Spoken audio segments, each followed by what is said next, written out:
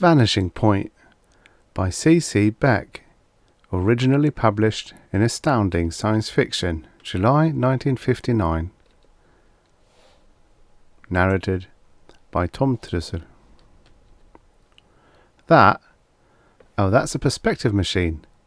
Well, not exactly, but that's what I call it.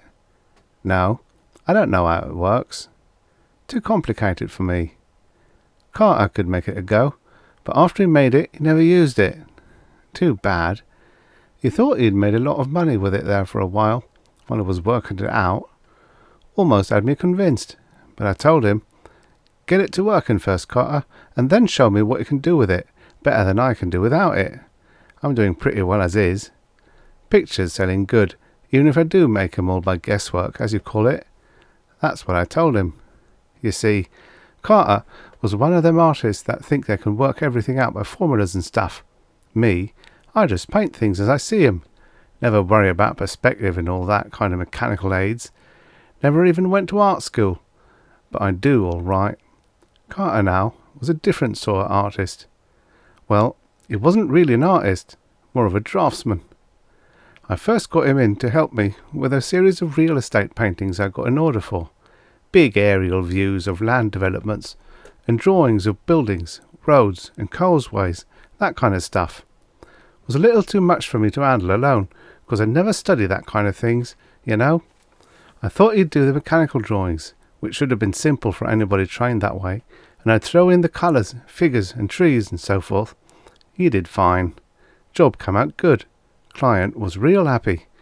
We made a pretty good amount on the job, enough to keep us for a couple of months without working afterwards. I took it easy, fishing and so on, but Carter stayed here in the studio working on his own stuff. I let him keep an eye on things for me around the place and just drop in now and then to check up. The guy was nuts on the subject of perspective. I thought he knew all there was to know about it already, but he claimed nobody knew anything about it, really. Said he'd been studying it for years, and the more he learned about it, the more there was to learn. He used to cover big sheets of paper with complicated diagrams trying to prove something or other to himself. I'd come into the studio and find him with thumbtacks and strings and stuff all over the place. He'd get a big long rulers and draw lines to various points all over the room and end up with a little drawing of a cube about an inch square that anybody could have made in half a minute without all the apparatus. Seemed pretty silly to me. Then he brought in some books on mathematics and physics and other things, and a bunch of slide rules, calculators and junk.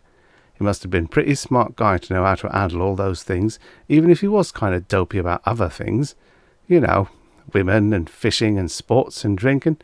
He was lousy at everything, except working those perspective problems. Personally, I couldn't see much sense to what he was doing. The guy could draw all right already, so I asked him what more did he want. Let me see if I can remember what he said.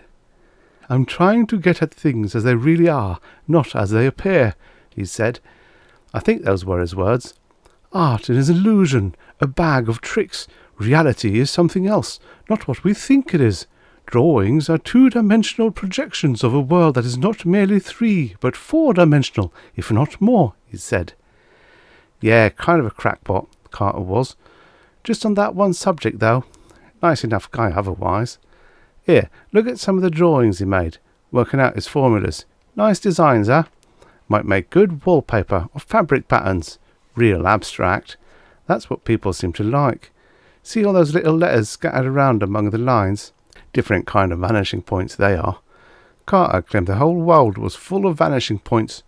You don't know what a vanishing point is? Let me see if I can explain. Come over to the window here. You see how that road up there gets smaller and smaller in the distance? Of course, the road doesn't really get smaller. It just looks that way. That's what we call a vanishing point in drawing. Simple, isn't it?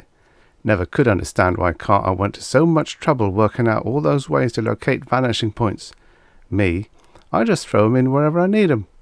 But Carter claimed that was wrong. Said they were all connected together some way, and he was going to work out a method to prove it. Here's a little gadget he made up to help his calculations.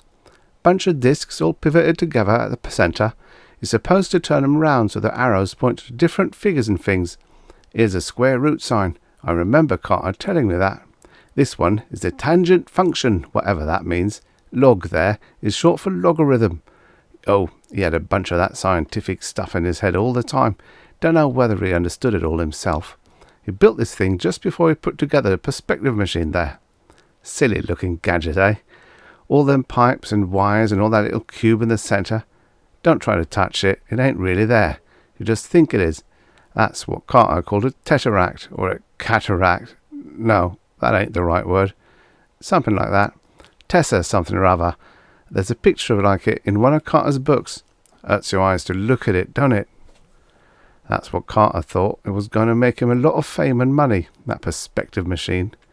I told him nobody had ever made a drawing machine yet that worked, but he said it wasn't supposed to make drawings.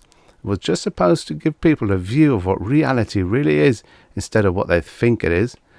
I don't know whether he expected to charge money to look through it, or whether he was going to look through it himself and make some new kind of drawings and sell them.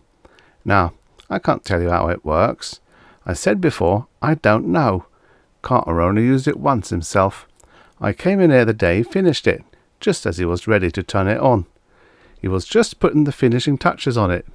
In a few minutes, he told me, I'll have the answer to a question that may never have been answered before. What is reality?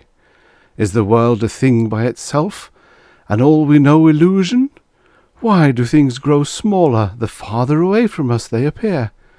Why can't we see more than one side of anything at a time? What happens to the far side of an object? Does it cease to exist just because we can't see it? Are objects not present, non-existent? Because artists draw things vanishing to points, does that mean that they really vanish? A whack, that's what he was. Nice guy, but sort of screwy. He kept saying more goofy things while he was finishing up the machine, about how he'd figured out all that we knew about vision and drawing and so on must be wrong, and that once he got a look at the real world, he'd prove it. How about cameras? I asked him. Take a picture with a camera, and it looks just about the same as a drawing, don't it? That's because cameras are built to take pictures like we're used to seeing them, he said. Flat, two-dimensional slices of reality without depth or motion. Even 3D moving pictures? I asked. They're closer to reality, he admitted, but they're still only cross-sections of it. The shutter of a movie camera is closed as much of the time as it is open. What happens in between the times it's open? You know, he went on, people used to think matter and motion were continuous, but scientists have proved that they are discontinuous. Now some of them think time may be too. Maybe everything is just imaginary and appears to our senses in whatever way we want it to appear. We are so well trained that we see everything just as we are taught to see it by generations of artists, writers, and other symbol makers. If we could see things as they really are, what might happen? We'd probably all go nuts, I told him. He just smiled. Well, here goes, he said. It's finished. Now to find out who is right. The scientists and philosophers who say reality is forever unreachable, or the artists who say there isn't any reality, that we make the whole thing up to suit ourselves. He moved one of those pointers you see there, and squinted around at the different scales and dials, and then stepped back. That little Tessie thing appeared, real small at first, just a point. You could hardly see it. I couldn't see anything else happening, and thought he was going to do something else to the machine. I turned to look at Carter, and saw his face was white as a sheet. Good God, he says, just like that. Good God. That's all. Well, I says to him, who was right, the scientists or the artists? The artists, he sort of screeches. The artists were right all the time. There is no reality. It's all a fabric of illusion we've created ourselves, and now I've ripped a hole in that. He gives a straggled hoot, and goes hightailing out of here like something was after him, jumps in his car, and roars off down the road and disappears. Now, I don't mean he really disappeared. Are you nuts? Just roared on down the road till he got so small I couldn't see him no more.